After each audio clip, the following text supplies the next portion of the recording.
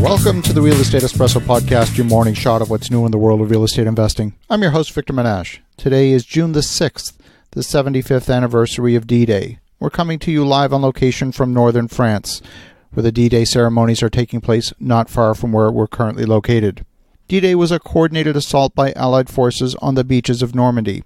It was the beginning of the liberation of Europe from Nazi occupation. The assault on the beaches of Normandy had several coordinated steps. The first involved a diversion to draw attention of the German forces away from the intended landings. The second was the landing of paratroopers behind enemy lines to secure several key bridges that would prevent the Nazi army from bringing in reinforcements. And finally, there was the simultaneous landing on several beaches. Those beaches were given codenames like Juno Beach and Omaha Beach. Those codenames have become so important to world history that in many ways they've replaced the actual names of the beaches that preceded that day. Immediately behind the beaches were steep cliffs that were heavily fortified with gunners and infantrymen holed up in concrete bunkers. The casualties suffered by Allied forces on that day were significant, but eventually, with the help of artillery from the ships offshore pounding the cliffs, the troops eventually made a successful landfall and managed to secure the beaches. The very first troops to come ashore came in amphibious landing craft and had to wade through waist-deep water with heavy equipment, all the while making sure to keep their weapon dry. Many soldiers perished in those last few feet before reaching the beach. Once the beaches were secured, the Allied forces brought floating docks that could facilitate the process of bringing thousands of trucks, jeeps, tanks, and artillery ashore.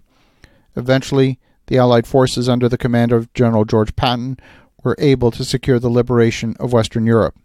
Today is a day, much like the recent Memorial Day holiday in the U.S., to remember those who sacrificed so we could regain freedom through much of the Western world. There are very few families who were untouched by the calamity of the Second World War. Both my parents escaped Europe in 1939. My father boarded a ship from Italy and landed in New York City. His name is among the millions who were listed in the registry at Ellis Island. My mother boarded a ship bound for Argentina. They sought refuge in Buenos Aires for about 6 months before also making the journey where she too came through Ellis Island. Sadly, hundreds of members of my extended family, grandparents, aunts and uncles, and cousins, never made it to freedom. The entire community on the island of Rhodes perished in the concentration camps in 1944. I'm enormously grateful to be alive today and to benefit from the freedoms and liberties that we enjoy.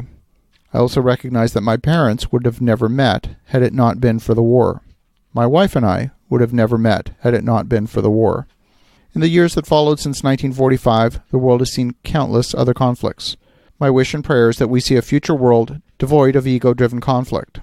If you're loving what you're hearing on the Real Estate Espresso podcast, go out and tell a couple of friends today about the show. Let them know how easy it is to subscribe.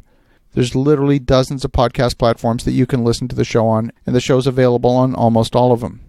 As you think about that, take a moment today on this 75th anniversary of D-Day to think about how different our lives are thanks to the efforts and sacrifices of those brave men and women 75 years ago. Have an awesome rest of your day. Go make some great things happen. I'll talk to you again tomorrow.